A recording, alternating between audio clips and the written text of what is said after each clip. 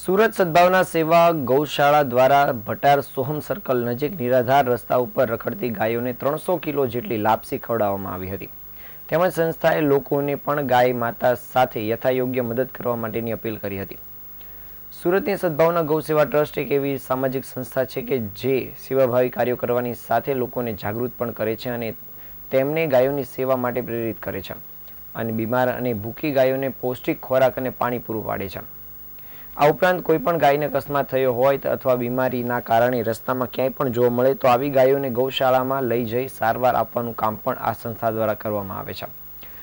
હાલમાં માલ માસ કે જેને પુરુષોત્તમ માસ અથવા ધનુર્માસ તરીકે ઓળખવામાં આવે છે, તેમાં આ સંસ્થા તલ, કોરમના બીજ અને ગોળ તેમજ હળદર અને મેથીના દાણામાંથી બનાવેલ લગભગ 300 કિલો જેટલી લાપસી દરરોજ રસ્તા પર રખડતી ભૂખી ગાયોને ખવડાવી રહી છે. 30 દિવસ માટે આ કાર્ય કરનાર છે, જેથી તે ગાય માતાઓને શિયાળાની ઋતુમાં સુરક્ષિત અહેસાસ થાય તેમજ બીમાર ગાયો માટે ગૌશાળામાં ગાયોને પૌષ્ટિક ખોરાક મોકલવાનું કામ પણ સંસ્થા દ્વારા કરવામાં આવી રહ્યું છે.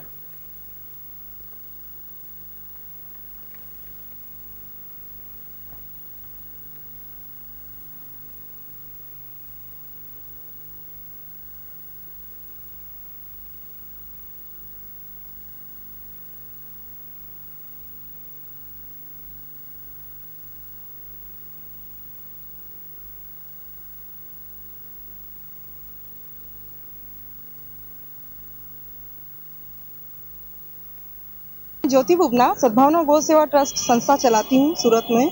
हम लोगों ने महिलाओं की ये संस्था बनाई है। करीबन 200 महिलाएं इसमें कार्यरत है और सभी गौ माताओं के लिए समर्पित है।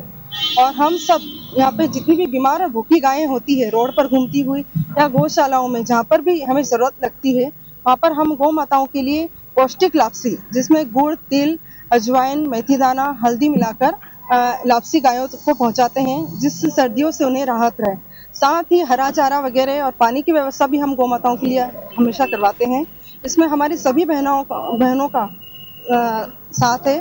और हम सब जैसे बिल्डिंगों में जो भी महिलाएं रहती है, कई लोग रोटियां बनाते हैं गायों की, लेकिन वो गायों तक पहुंचा नहीं पाते हैं। तो ऐसे में हम लोगों ने उन्हें ये सुविधा दी है कि हम 200 रुपये महीने का उनसे लेते हैं और गायों को पौष्टिक आहार पहुंचाते हैं। मैं ज्योति बुबना सद्भावना गौ सेवा ट्रस्ट